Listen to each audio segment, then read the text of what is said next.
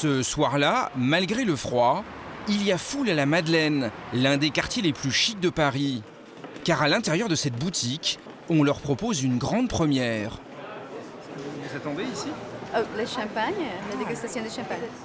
160 privilégiés ont payé 40 € pour être invités Je vous ai trouvé. Ah oui, oui. et bénéficier d'une dégustation privée des grandes cuvées de champagne. Petit verre. Bonne soirée, amusez-vous bien.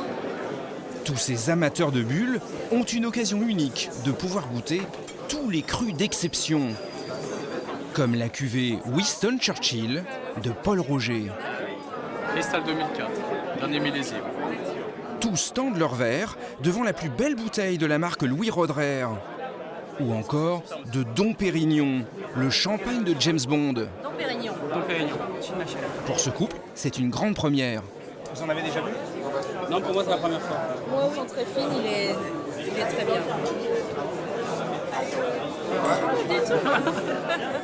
Évidemment, ces bouteilles prestigieuses coûtent une petite fortune.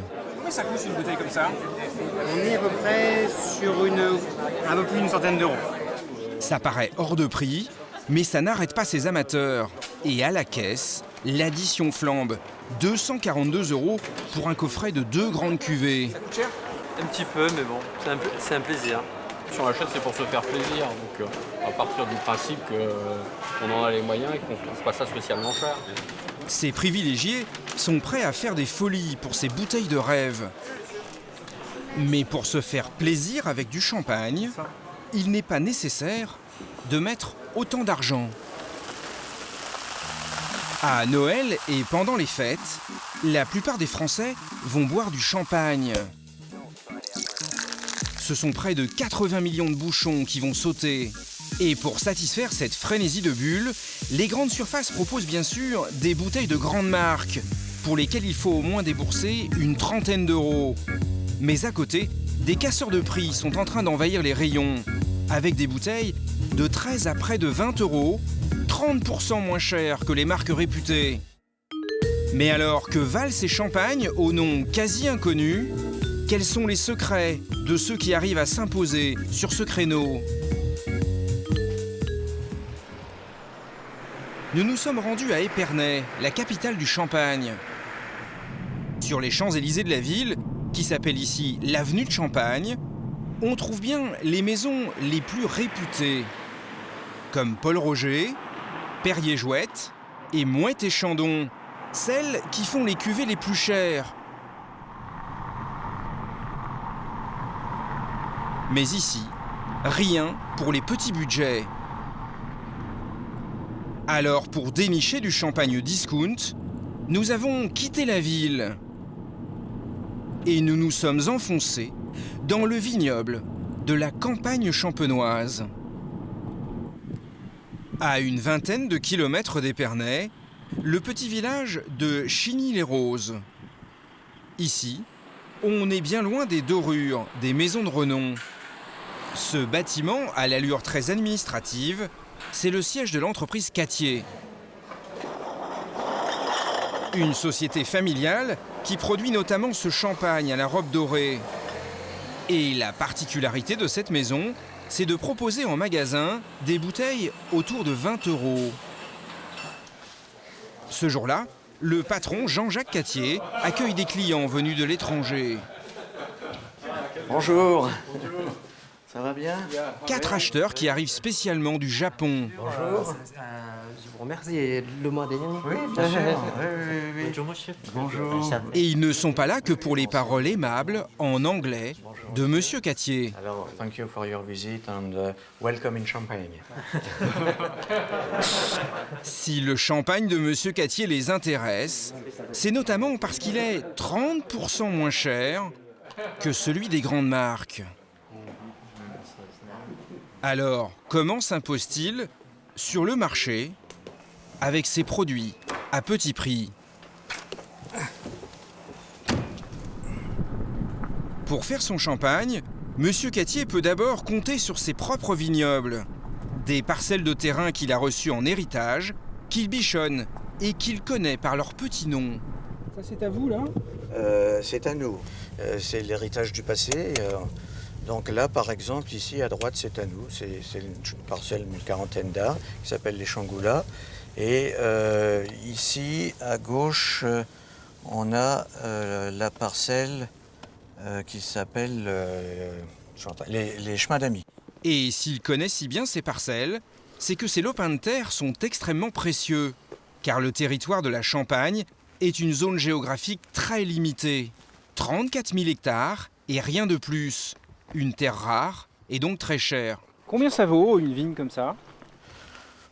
Oh ben, là, dans un secteur comme celui-ci qui est classé premier cru, on est sur la base d'1 million d'euros l'hectare, ça c'est sûr, voire un peu plus. 1 million d'euros l'hectare. Oui. Et vous en avez combien d'hectares de vignes? Ben, nous, on est sur 33 hectares actuellement. 33 hectares, cela lui permet de produire 330 000 bouteilles. Mais M. Cattier en vend chaque année plus d'1 million. Alors il n'a pas le choix, il doit se fournir en raisin chez ses voisins.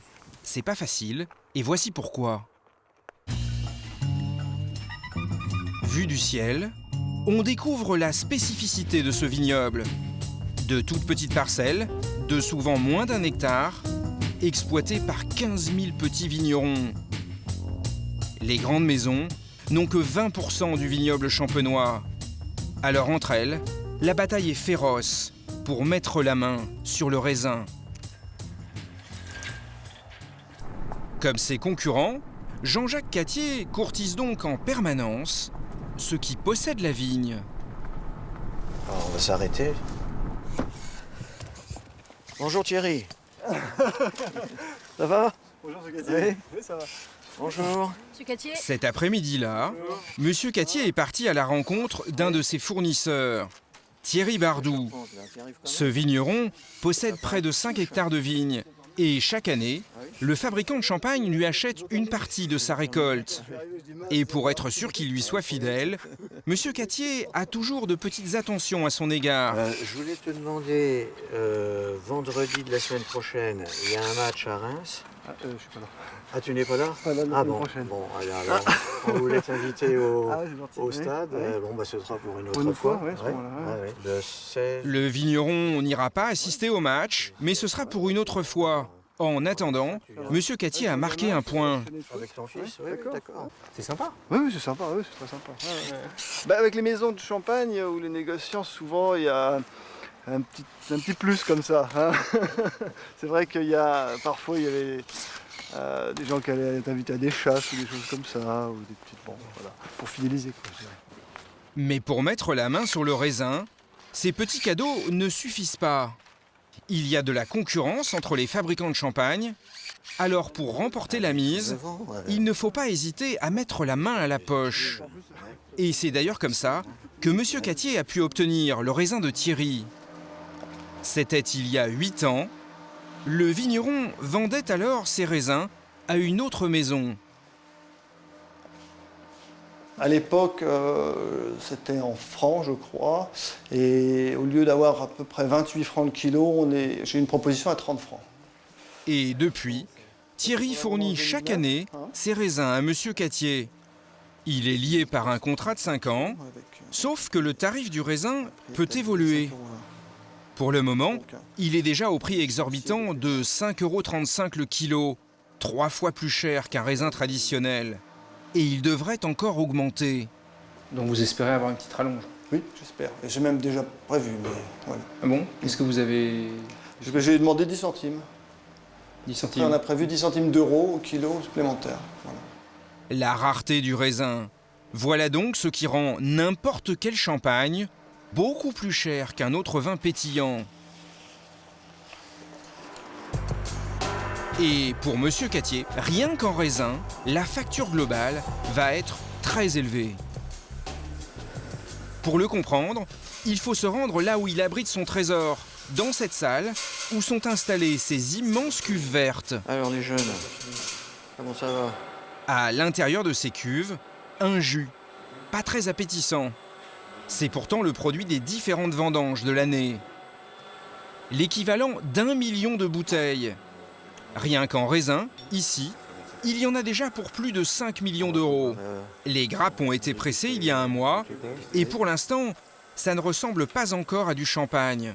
C'est encore pas limpide, hein. C'est le premier sous-tirage, donc c'est quand même encore chargé. Et à la fin de l'hiver, les différents jus vont être mélangés selon la recette maison. Le mélange final sera mis en bouteille avec un peu de levure. Et la levure, c'est ça qui va le rendre pétillant. Mais pour ça, il faut laisser le temps agir. Pendant 2 ans, le vin est stocké dans ces immenses galeries souterraines. Dans les bouteilles, la levure va produire du gaz carbonique. Et comme il ne peut s'échapper, c'est lui qui va créer les fameuses bulles de champagne. À ce stade, une bouteille revient à près de 7 €. Et ça, pour Monsieur Cattier, c'est un coût incompressible. Alors, pour faire du champagne à petit prix, voici comment il s'y prend. Il a automatisé toute la mise en bouteille et l'habillage.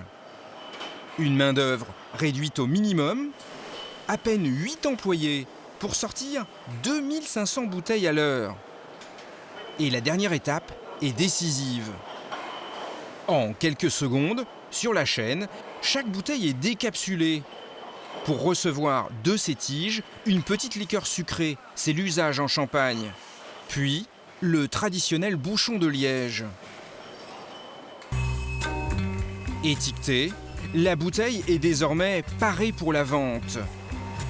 Dernière économie, et non des moindres, aucun frais de promotion, pas de publicité, contrairement à ce qui se pratique dans le secteur. Au final, cette bouteille de champagne, qui lui a coûté environ 10 €, Monsieur Cattier la revend autour de 13 € à ses distributeurs.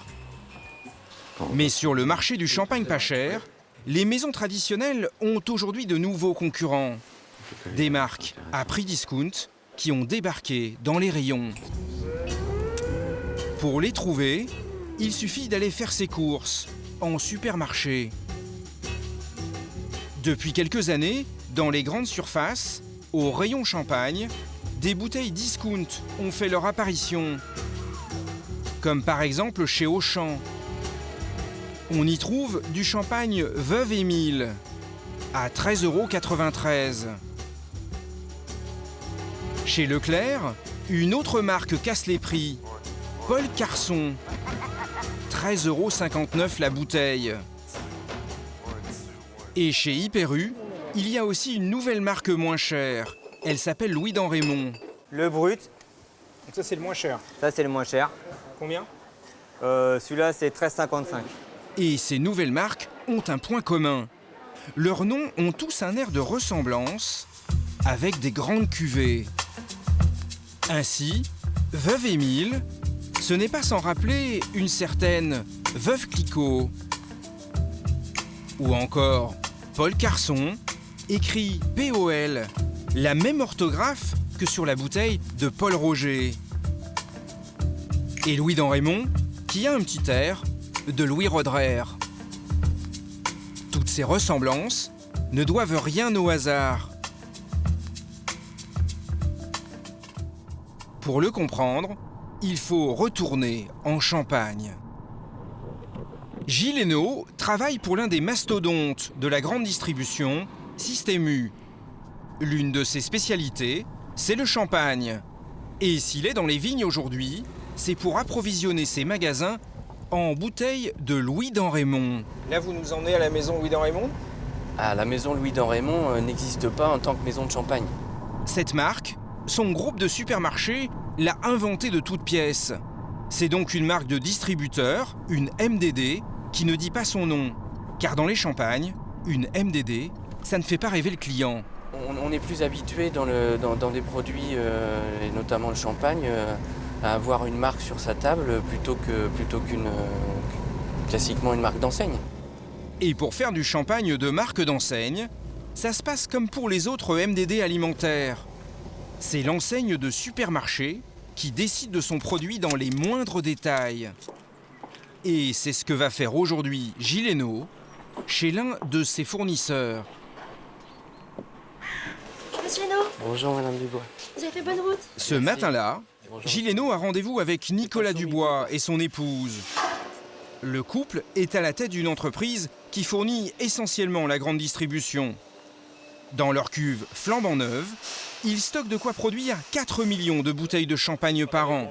Gilles Hainaut leur a confié la production de son rosé pour supermarché. On a rentré ces cuves-là Au mois de mai. au mois de mai. Au mois de mai 2010. Au mois de mai Et ce jour-là, c'est l'étape la plus cruciale. Il faut choisir les vins qui vont rentrer dans la composition du rosé de cette année. Dans leur jargon, ils appellent ça l'assemblage. Et il ne faut pas se louper, 80 000 bouteilles vont être produites sur ce modèle. Ok, on est bien d'accord. Les profils produits pour les blancs florales. L'acheteur sait précisément ce qu'il veut. Exactement le même rosé que l'année dernière, qui a bien marché. Sur la table, une trentaine de bouteilles, les échantillons, des vins de champagne rouge et des vins de champagne blanc issus des vendanges de l'année.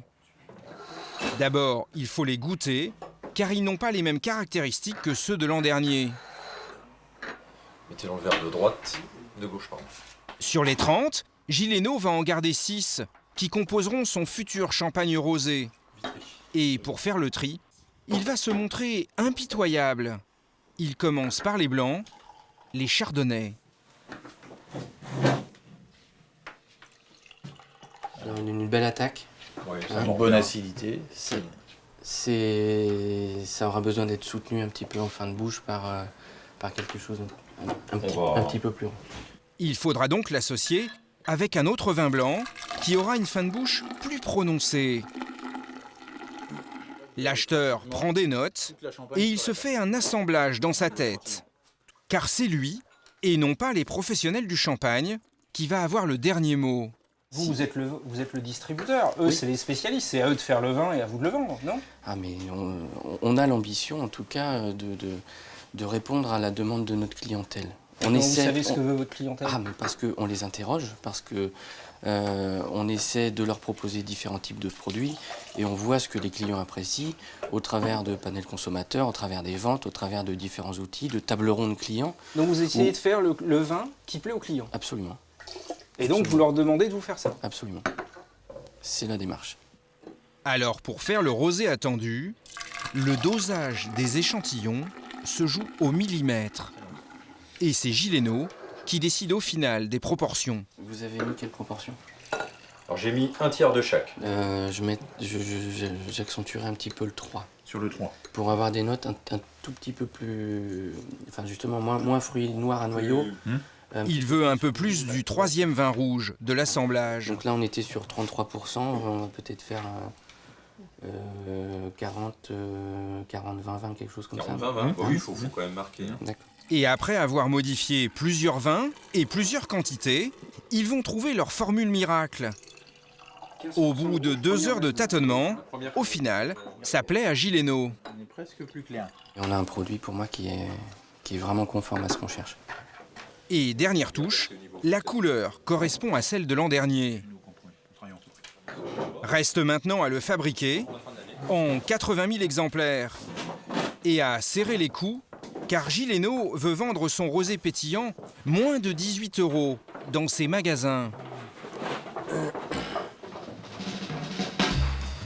Comme les autres maisons de champagne, celle de Nicolas Dubois achète le raisin au prix du marché.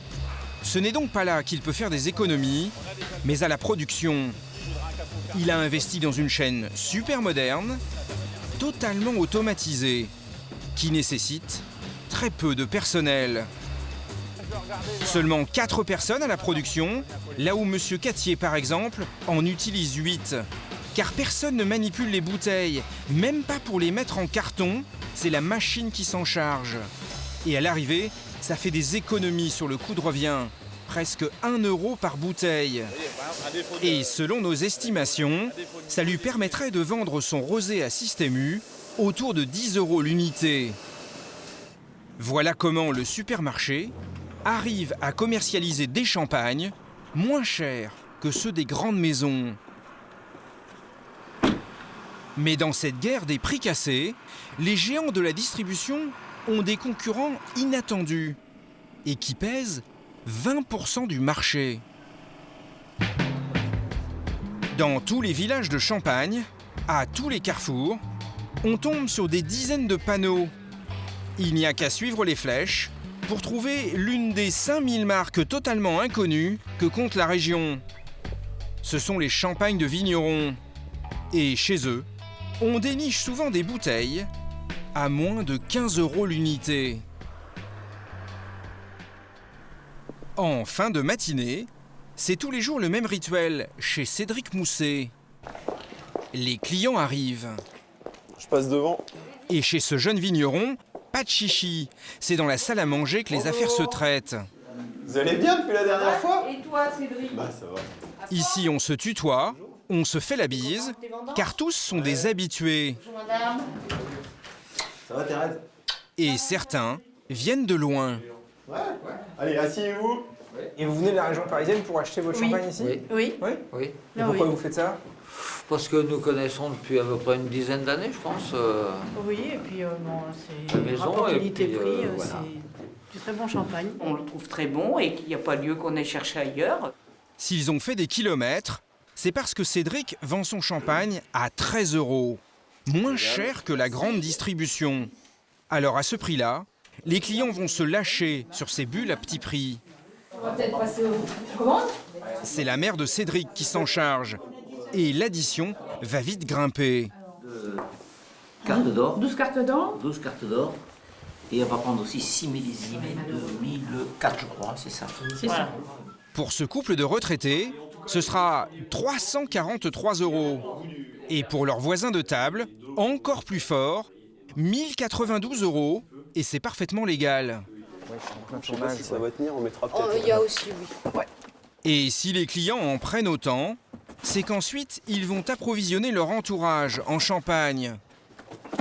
Combien de bouteilles là? À peu près 80. 24, 24, 30, 72. 72 bouteilles. Prochain coup, on prendra la remorque si on en a plus. Les clients rentabilisent leurs déplacements. Oui, il n'y en a pas que pour nous, hein. Il y en a pour les enfants, pour les beaux-parents. Cédric écoule 85% de sa production comme ça, en vente directe. Et à l'approche des fêtes, c'est toujours un défilé permanent de clients. Bon, 3 clients ce matin. Bon chiffre pour la matinée. Ouais, c'est là, c'est un petit peu monnaie courante en cette fin d'année. Ouais. Il y en aura certainement 3 encore cet après-midi. C'est vrai? Ouais, probablement. Ouais. En ce moment, Cédric vend en moyenne 300 bouteilles par jour, 7 jours sur 7. Au minimum, 4000 € de chiffre d'affaires quotidien. On se croise pas. Ouais, on se croise pas. Et l'affaire est très rentable, car si c'est lui qui vend le moins cher, étonnamment, c'est aussi lui qui fait les meilleures marges. Et pour s'en rendre compte, il suffit de faire un petit tour de sa propriété. Il va y avoir de la colle sur la main. Dans l'atelier de mise en bouteille, c'est un peu artisanal. C'est bon? Aujourd'hui, avec lui sur la chaîne, il n'y a que sa maman. Là, il faut recoller un peu l'étiquette. Ouais, ça arrive. Hein. C'est pas une science exacte, les machines. Ces machines ont une vingtaine d'années, mais ça présente un avantage. Moi, je suis la 4e génération, donc mes grands-parents, mon père ont énormément investi. Et on arrive à vivre quand même en vendant du champagne à 13 €. Et s'il vit bien avec son champagne, ce n'est pas uniquement à cause des économies sur l'outil de production. Face à ses gros concurrents, il possède un autre avantage. Il n'achète pas de raisin. Et souvenez-vous, le raisin en Champagne, ça coûte 5,35 € le kilo. Pour faire son vin, Cédric, lui, n'utilise que sa récolte. Vous avez 5 hectares et demi de vigne. 5 hectares et demi. Ouais. Ça vous permet de faire combien de bouteilles ça? Environ 45 à 48 000 bouteilles. 48 000 bouteilles, rien à voir avec les volumes des grandes maisons. Mais il fait une marge très confortable, près de 5 € par bouteille. Avec ses bulles pas chères, la petite entreprise de Cédric profite elle aussi du formidable boom du champagne.